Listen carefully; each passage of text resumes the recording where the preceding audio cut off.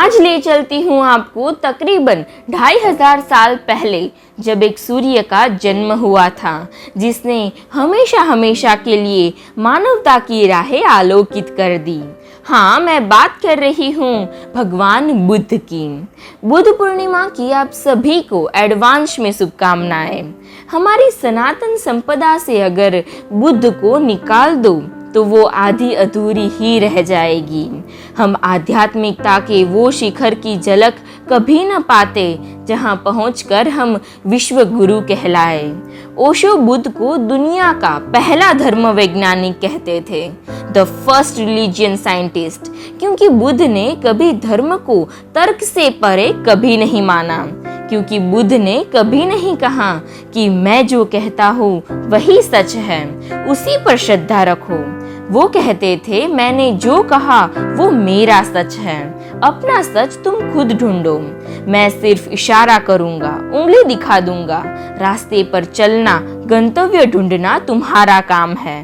सारे संसार को पथ दर्शन कराने वाले वो परम तत्व की राजकुमार से बुद्ध तक की सफर बड़ी ही रोचक थी। चलो सुनते हैं वो सफर की अद्भुत कहानी। कपिलवस्तु नामक एक राज्य, जहाँ का राजा था शुद्धोधन। पत्नी मायावती ने एक तेजस्वी संतान को जन्म दिया। नामकरण संस्कार के लिए बड़े बड़े ज्योतिषी को आमंत्रित किया गया। नाम दिया गया उस बालक को सिद्धार्थ। राजा ने ज्योतिषी से पूछा कि क्या है इसका भविष्य, इसकी कुंडली में क्या लिखा है। सबने बोला कि ये चक्रवर्ती सम्राट बनेगा या तो ये सन्यासी बनेगा। 12 साल का एक ज्योतिषी था जिसका नाम था कुदन्ना।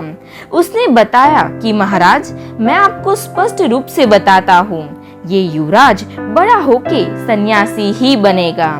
राजा चिंतित हो गए कि एक ही संतान है और वो भी सन्यासी बन जाएगा तो ये राज कौन संभालेगा।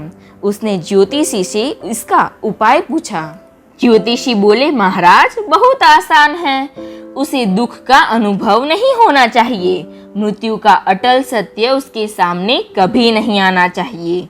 अगर उसे इस संसार में पीड़ा का अनुभव हुआ तो वो संसार छोड़कर सन्यासी बन जाएगा। अब महाराज शुद्धोधन ने सिद्धार्थ के लिए विशेष प्रबंध किए। अलग अलग ऋतुओं के लिए अलग महल बनवाए। गर्मियों में उसे गर्मी न लगे, सर्दियों में ठंड परेशान न करे, उसके बाग में सूखा पत्ता भी न दिखे। कोई बूढ़ा व्यक्ति, कोई रोगी, कोई मृत्यु सैया उसे नजर न आए, उसका खास ख्याल रखने को कहा गया। ऐसे सुख सुविधा, मदिरा और भोगों के बीच सिद्धार्थ धीरे धीरे बड़े हुए। 14 साल की उम्र में यशोधरा नाम की खूबसूरत कन्या के साथ उसका विवाह करवाया गया। उसे भी एक पुत्र हुआ, नाम रखा राहुल। शुद्धोधन अब निश्चिंत हो चुका था कि चलो अब कोई दिक्कत नहीं है, अब तो सिद्धार्थ ही ये सिंहासन संभालेगा। पर नियति को कहाँ ये मंजूर था। तकदीर उसे उस राह पर ले ही जाने वाली थी जो उसके लिए विधाता ने चुनी थी। एक दिन उसने सोचा कि यार, मैं इतना बड़ा हो गया, बाहर की दुनिया तो मैंने देखी ही नहीं, चलो आज घूमने चलते हैं बाहर। सारथी को बुलाया और चल दिए। रास्ते में सिद्धार्थ ने एक बूढ़े को देखा जो कि झुक के चल रहा था, हाथ में लाठी लिए। उसने सारथी से पूछा, यह आदमी झुक के क्यों चल रहा है, लाठी का सहारा क्यों ले रहा है। सारथी बोला, युवराज, मुझे इजाजत नहीं है कि मैं इसके संदर्भ में कुछ भी आपसे कहूँ। पर सिद्धार्थ ने जिद की तो सारथी ने कहा कि युवराज, ये बूढ़ा हो गया है। युवराज बोले, वो क्या होता है। कुमार, ये युवा अवस्था के बाद की अवस्था है, तो क्या मैं भी बूढ़ा हो जाऊंगा।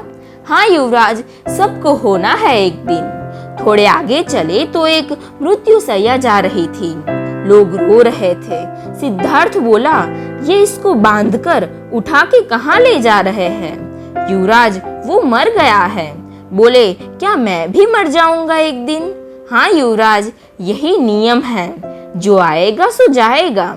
फिर आगे चले तो एक वृक्ष के नीचे एक सन्यासी तपश्चर्या में लीन दिखे। युवराज ने कहा, सारथी रथ रोको, ये कौन है? उसके चेहरे पर ये अलग सी शांति दिख रही है, आनंद दिख रहा है।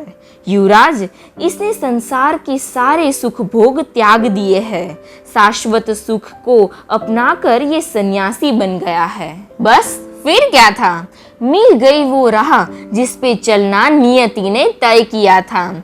सिद्धार्थ ने सोचा कि जीवन का उद्देश्य क्या है, what is aim of the life. पर तब तक तो डेस्टिनी उनकी वैराग्य की भूमिका तय कर चुकी थी।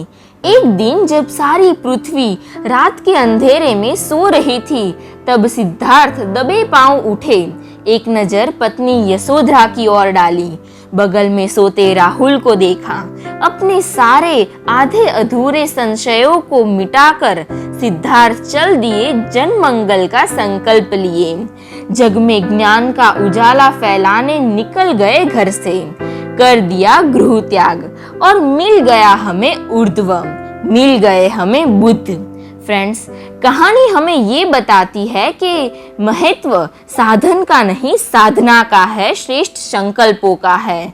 अगर सिद्धार्थ एक राजा बन गए होते तो इतिहास के कोई कोने में शासकों के क्रम में उनका नाम आता, पर आज सारा संसार उन्हें भगवान के रूप में पूजता है।